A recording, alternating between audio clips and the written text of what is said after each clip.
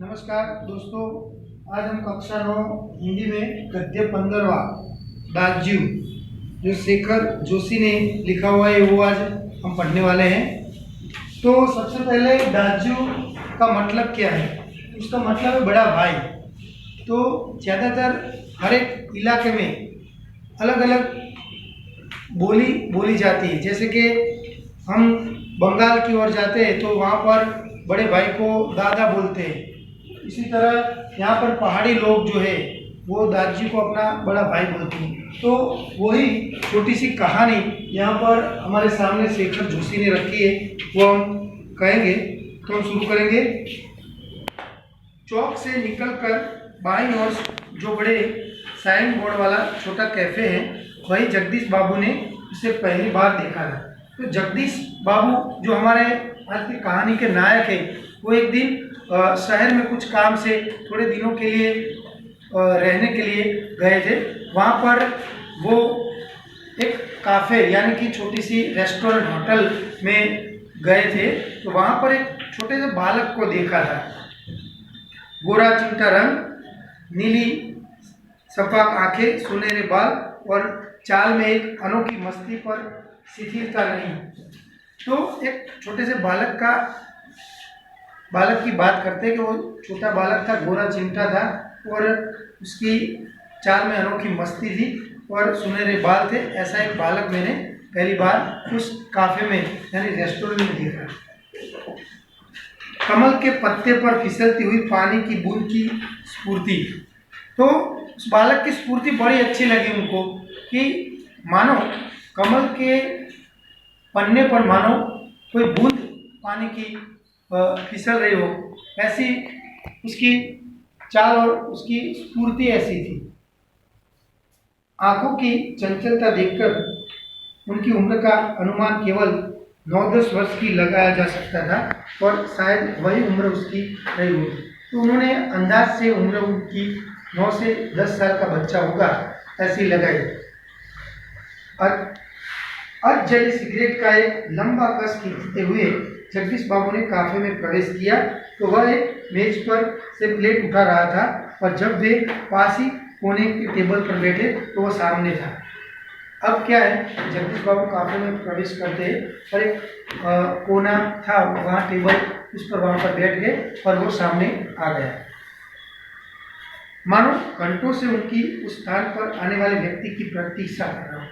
तो उनको ऐसा लगा कि मानो वो प्रतीक्षा कर रहा हो। तो ज़्यादातर रेस्टोरेंट में क्या होता है कि ये वेटर लोग जो होते हैं वो कोई भी कस्टमर आए, ग्राहक आए तो उनको ऐसे वेलकम करते और उनकी राह ही मानो देख रहे, ऐसे उनको बिठाते और सामने तुरंत आ जाते और क्या लाओ साहब ऐसा बोलकर उनका स्वागत करते। तो वही उस बालक ने भी किया कि मैं जैसे बैठा तो वो सामने तुरंत आ गए। वह कुछ बोला नहीं। हाँ, नम्रता प्रदर्शन के लिए थोड़ा झुका और मुस्कुराया भर था और उसकी इसी मौन में जैसे सारा मीनू समाहित था। तो वो आया, थोड़ा मुस्कुराया और झुका थोड़ा सा, तो वो विनम्रता दिखी उनमें। सिंगल चाय का ऑर्डर पाने पर वह एक बार पुनः मुस्कुराकर चल दिया और पलक झपकते ही चाय हाजिर। तो मैंने ऑर्डर दिया, एक चाय लाओ, तो तुरंत मुस्कुराकर चाय लेने गया और तुरंत चाय हाजिर कर दी। मनुष्य की भावनाएं बड़ी विचित्र होती है।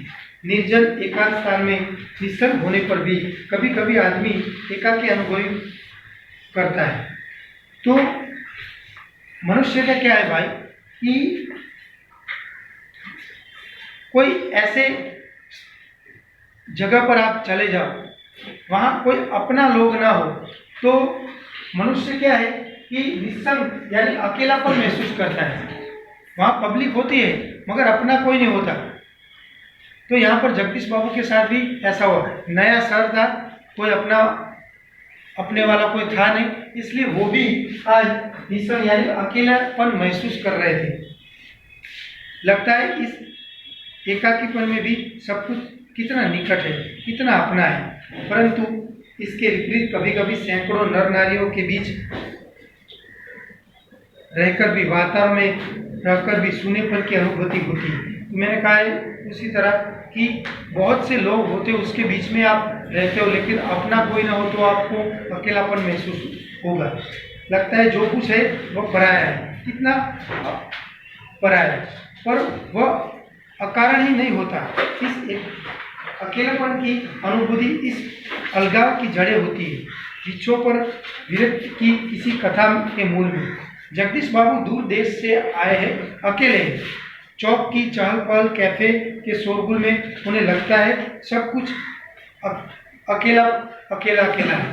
तो जगदीश बाबू जो है वो दूर दूर से आए हैं शहर में, तो इतने सब लोग हैं, फिर भी आज वो मानो अकेले हैं। शायद कुछ दिन रहकर ऐसे लोगों के साथ वातावरण में अकेलापन की अनुभूति कम हो जाएगी। मगर यहाँ पर वो ये सोचते हैं जगदीश बाबू कि शुरू में ऐसा होगा कि अकेलापन महसूस होगा, लेकिन धीरे धीरे सब में घुल मिल जाऊंगा तो ये अकेलापन धीरे धीरे मेरे में से दूर हो जाएगा। ऐसा वो बैठे बैठे सोचते हैं। अब वो बच्चा है, वो चाय लेके आता है और बोलता है कि चाय साहब। जगदीश बाबू ने रागदानी में सिगरेट झाड़ी उन्हें लगा, इन शब्दों की ध्वनि में वही कुछ है जिनकी लिखता उन्हें अनुभवी हो रही है, और उन्होंने अपनी शंका का समाधान किया। अब जैसे वो बोला कि साहब चाय, तो उन्हें कुछ भाषा में कुछ अपनापन महसूस हुआ। तो उन्होंने अपनी शंका का समाधान करने का प्रयत्न किया। दोस्तों क्या है कि सभी जगह अलग अलग भाषाएं बोली जाती है, होती है वो हिंदी, लेकिन हिंदी में भी अलग अलग जगहों पर, अलग अलग शहरों में, अलग अलग राज्य में, अलग विस्तारों में उनका कुछ अलग ढंग होता है उस भाषा का। तो उसी तरह यहाँ पर भी जो बच्चा था वो चाय साहब ऐसा बोला, तो जगदीश बाबू को कुछ अपनापन महसूस हुआ। तो उन्होंने अपनी शंका का समाधान किया। क्या नाम है तुम्हारा? बच्चा बोला मदन। अच्छा मदन, तुम कहाँ के रहने वाले हो? पहाड़ का हूँ बाबूजी। पहाड़ तो सैकड़ों है, आबू, दार्जिलिंग, मसूरी, शिमला, अल्मोड़ा। तुम्हारा गांव किस पहाड़ पर है? इस बार शायद उसे पहाड़ और जिले का भेद मालूम हो गया। मुस्कुराकर बोला, अल्मोड़ा साहब, अल्मोड़ा। तो मैं अल्मोड़ा पहाड़ का रहने वाला। अल्मोड़ा में कौन सा गांव है? विशेष जानने की गरज से जगदीश बाबू ने पूछा कि अल्मोड़ा में कौन सा गांव है। इस प्रश्न ने उसे संकोच में डाल दिया। अब वो थोड़ा संकोच में पड़ गया। वो बच्चा शायद अपने गांव की निराली संज्ञा के कारण उसे संकोच हुआ था। इस कारण टालता हुआ सा बोला, वह तो दूर है साहब, अल्मोड़ा से 15-20 किलोमीटर दूर। तो क्या है कि उस गांव का नाम मानो देना नहीं चाहता था, इसलिए उसने बोला कि वो पहाड़ से 15 मील दूर है साहब। फिर भी नाम तो कुछ होगा। जगदीश बाबू ने जोर देकर पूछा कि नहीं, फिर भी तुम्हारे गांव का नाम तो होगा ना भाई। तो वो संकुचित हुआ बोला कि डोटिया लोगो, गांव का नाम बोला। डोटिया लोगो मेरे गांव का नाम है। संकोच कर बोला। जगदीश बाबू के चेहरे पर अकेलेपन की साई दूर हो गई, और जब उन्होंने मुस्कुराकर मदन को बताया कि वे भी उसकी निकटवर्ती गांव के रहने वाले हैं, अब जगदीश बाबू को अपना जो अकेलापन जो महसूस कर रहे थे, मानो वो खत्म हो गया। और उसे बोला कि मदन, मैं भी तेरे निकटवर्ती गांव का, यानी तेरे नजदीक के गांव का ही हूं मैं। तो वो बच्चा बड़ा प्रसन्न हो गया, और उसके प्रसन्नता के कारण मदन के हाथ से ट्रे गिर पड़ी। वो बच्चा इतना प्रसन्न हो गया, इतना खुश हो गया कि मेरे गांव के पास के है ये साहब जी। तो वो खुशी के कारण उसके हाथ में से प्लेट गिर गई। उसके मुंह से शब्द निकलना चाहकर भी न निकल सके। खोया खोया सा वह अपने अतीत को फिर लौट लौट कर देखने का प्रयत्न करने लगा। तो बच्चा छोटा था, हम जानते हैं कि छोटे बच्चे जो होते हैं वो उनको 9-10 साल का बच्चा था, उनको मम्मी पापा बहन, उनका घर, वो गांव कितना याद आता है। तो आज उसे अपने अतीत में यानी अपनी यादों में मानो वो खो गया। अतीत, वो गांव, ऊंची पहाड़ियाँ, नदी, गिरजा यानी माँ, बाबा, दीदी, दादू यानी बड़े भाई, मदन को जगदीश बाबू के रूप में जिसकी छाया निकट जान पड़ी। गिरजा नहीं बाबा, नहीं दीदी, नहीं भूली, नहीं दादू, हाँ दादू। तो वो सब सोचने लगा कि मेरा गांव, मेरा परिवार में कौन कौन है। तो दीदी है, भाई है, मम्मी है, पापा है। तो उनमें जगदीश बाबू को खोजने लगा, वो कौन है। तो उनको, वो बच्चे को दादू यानी बड़ा भाई वो दिखने लगा अभी जगदीश बाबू के रूप में। 2-4 दिन में मदन और जगदीश बाबू के बीच की अजनबीन की ये खाई दूर हो गई। टेबल पर बैठते ही अब मदन का स्वर सुनाई देता था। अब धीरे धीरे उनके बीच में जो खाई थी यानी जो अपरिचितता की खाई थी वो दूर हो गई और अब दोनों परिचित हो गए थे। और अब जब जगदीश बाबू हर रोज आते थे तो उनको तुरंत वो बोलता था, दादू जय हिंद दादू। तुरंत अब बोलने लगता था, दादू आज तो ठंड बहुत है, दादू क्या यहाँ भी हिम पड़ेगा, दादू आपने तो कल बहुत थोड़ा खाना खाया था। तभी किसी और से बॉय की आवाज पड़ती और मदन उस आवाज की प्रतिध्वनि में पहुंचने से पहले वहां पहुंच जाता था।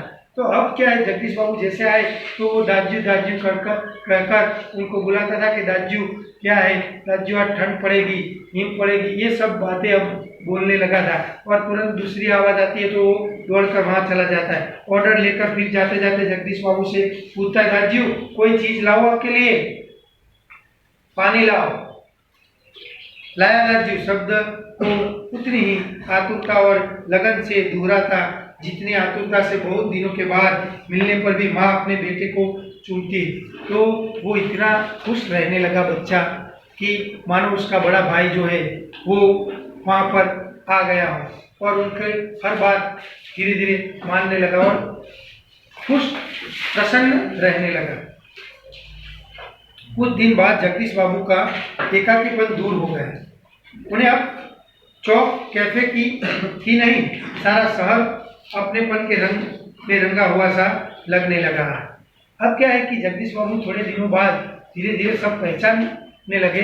वहाँ काफे के आसपास, वहाँ चौक यानी वो विस्तार में, शहर में सब पहचानने लगे। उनका अकेलापन दूर हो गया।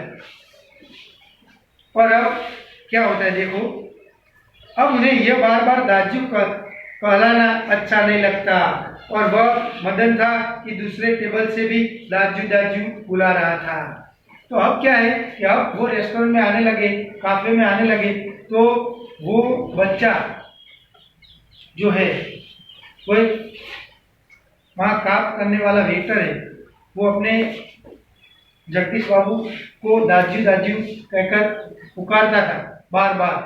तो वो अब जगदीश बाबू को अच्छा नहीं लगता था। मदन इधर आओ, आया दाजू। दाजू शब्दों की आवृत्ति पर जगदीश बाबू के मध्यम वर्गीय संस्कार जाग उठे। अपनत्व की पतली डोरी आम की तेज धार के आगे न टिक सकी। अब क्या है कि जगदीश बाबू को यह अच्छा नहीं लगता था दाजू का कहना, तो उसने उन्हें बुलाया, यहाँ आओ।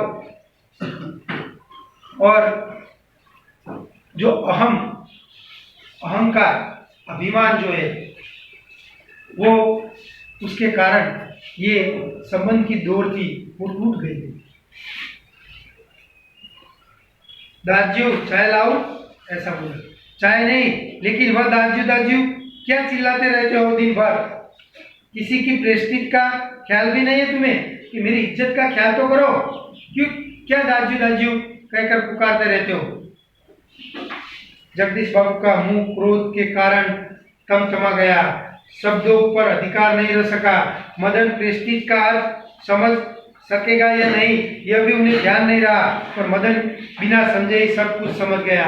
तो मदन को ऐसा धमकाया कि क्यों दाजू दाजू बार बार पुकारते रहते हो? मेरी इज्जत का ख्याल करो। प्रेस्टीज का, प्रेस्टीज शब्द इंग्लिश है, फिर भी मदन को पता चल गया कि जगदीश बाबू क्या कह रहे हैं। मदन को जगदीश बाबू के व्यवहार से गहरी चोट लगी दोस्तों। वो छोटा सा बच्चा, उसके दिल पर वार कर दिया जगदीश बाबू ने। मैनेजर से सिर दर्द का बहाना कर वो अपनी कोठरी में रोता रहा। अब क्या है कि वो इतना दुखी हो गया कि मैनेजर को सिर दर्द ऐसा कहकर वो अपनी कोठरी में चला गया और दिन भर रोता रहा। घर गांव से दूर ऐसी परिस्थिति में मदन का जगदीश बाबू के प्रति आत्मीयता प्रदर्शन स्वाभाविक ही था। इसी कारण आज प्रवासी जीवन में पहली बार उसे लगा जैसे कि किसी ने उसे ईजा की गोदी से बाबा की बाहों के और दीदी के आंचल की छाया से बलपूर्वक खींच लिया हो। तो पहली बार उसे ऐसा लगा कि माँ से दूर, पापा से दूर, दीदी से दूर कोई खींच कर ले गया, ऐसा उसे महसूस हुआ। परंतु भावुकता स्थायी नहीं हो सकती। रो लेने पर अंतर की उमड़ती वेदना की आंखों की राह बाहर निकल लेने पर मनुष्य निश्चय स्थिर हो जाता है। तो क्या है वे, वो दिन भर रोया, फिर क्या है कि वो दुख था वो थोड़ा कम हुआ। कोई भी आदमी ज्यादा दुखी हो जाता है तो एक बार रो लेता है तो उसका मन जो है वो हल्का हो जाता है। इसी तरह अब मदन का मन भी हल्का हो गया। मदन पूर्वतः काम करने लगा। अब दूसरे दिन वो धीरे धीरे काम करने लगा। दूसरे दिन कैफे जाते हुए अचानक ही जगदीश बाबू की भेंट बचपन से सहपाठी हेमंत से हो गई। तो जगदीश बाबू जब कैफे जा रहे थे तो उनका बचपन का दोस्त साथ में पढ़ते थे, वो हेमंत, वो मिल गया। कैफे में पहुंचकर जगदीश बाबू ने इशारे से मदन को बुलाया, परंतु उन्हें लगा जैसे वह उनसे दूर दूर रहने का प्रयत्न कर रहा हो। अब मदन का भी बर्तन बदल गया। जगदीश बाबू ने बुलाया, इधर आओ, तो मानो दूर रह रहा हो जगदीश बाबू। दूसरी बार बुलाया पर ही मदन आया। दूसरी बार बुलाया तो ही मदन आया। आज उसकी मुंह पर वह मुस्कान न थी और न ही उसने क्या लाओ दाजू कहा। मुस्कान नहीं थी वो अब, और दाजू भी नहीं बोला मदन ने। स्वयं जगदीश बाबू को ही कहना पड़ा, 2 चाय 2 आमलेट, परंतु तब भी लाया दाजू कहने की अपेक्षा लाया साहब कहकर वह चल दिया। तो 2 चाय और 2 आमलेट लाने का ऑर्डर दिया तो लाया साहब ऐसा कहकर मदन माची चला, मानो दोनों अपरिचित हो। अब जो उनका दोस्त था जगदीश बाबू का हेमंत, वो बोलता है शायद पहाड़िया है। हेमंत ने अनुमान लगाया कि शायद पहाड़ का रहने वाला लगता है बच्चा। हाँ, रूखा सा उत्तर दिया जगदीश बाबू ने और वार्तालाप का विषय बदलने का प्रयत्न किया। मदन चाय लेकर आया तो हेमंत बोलता है, क्या नाम है तुम्हारा लड़के? हेमंत ने पूछा कि क्या नाम है तुम्हारा लड़के? कुछ क्षण के लिए टेबल पर गंभीर मौन छा गया। जगदीश बाबू की आंखें चाय की प्याली पर ही झुकी रही थी। मदन की आंखों के सामने विगत स्मृतियां घूमने लगी। जगदीश बाबू का एक दिन ऐसे ही नाम पूछना, फिर अब क्या है कि वो डरने लगा था। एक बार यही हुआ था, किसी ने उसका नाम पूछा था मदन को, और धीरे धीरे अपने पन का एहसास लगाया। और आज फिर वही सवाल हेमंत ने पूछा तो उसकी दिमाग में वो यादें फिर से लौट आई। दादाजी, आपने तो कल थोड़ा ही खाया और एक दिन किसी की प्रेस्टीज का ख्याल नहीं रहता तुम्हें, ऐसा कहकर उसका दिल दुखाया था। वो याद आ गया मुझे। जगदीश बाबू ने आंखें उठाकर मदन की ओर देखा। उन्हें लगा जैसे अभी वो ज्वालामुखी सा फूट पड़ेगा। तो जगदीश बाबू को ऐसा लगा कि मानो मदन अभी सब ज्वालामुखी की तरह फूट पड़ेगा और बोलने लगेगा। हेमंत ने आग्रह के स्वर में दोहराया, क्या नाम है तुम्हारा? बॉय कहते ही साहब मुझे, सब लोग बॉय कहते हैं। ए बॉय इधर आ, ऐसा बोलते, मेरा नाम बॉय है। संक्षिप्त सा उत्तर देकर वह मुड़ गया। आवेश में उसका चेहरा लाल होकर और भी अधिक सुंदर हो गया था।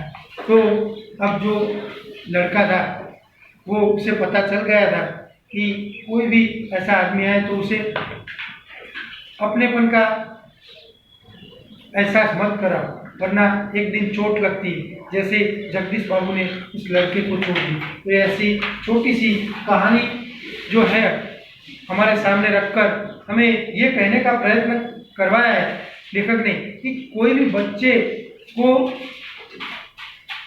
ऐसे दिल पर, मन पर ऐसी चोट हमें नहीं लगानी चाहिए। उसे बुरा लगे ऐसा हमें नहीं बोलना चाहिए। उसे प्यार का एहसास करवाना चाहिए, उसे प्यार करना चाहिए। ऐसे कहकर ऐसे मदन को जगदीश बाबू ने जिस तरह पहले अपनेपन का एहसास करवाकर बाद में जो प्रेस्टीज का सवाल ऐसा कहकर उसे जो चोट पहुंचाई, ऐसी किसी भी बच्चे को हमें चोट नहीं पहुंचानी चाहिए। ऐसा जो हमें मैसेज देना का प्रयत्न शेखर जोशी कह रहे हैं। नमस्कार। में स्वाध्याय जो है उसमें जो विकल्प दिए गए हैं, कुछ प्रश्नों के उत्तर दिए गए हैं और विद्यार्थी प्रवृत्ति में गांव की मुलाकात कीजिए और गांव के मानवीय संबंधों को समझने की बात की है। तो ये सब हमें होमवर्क में करना है।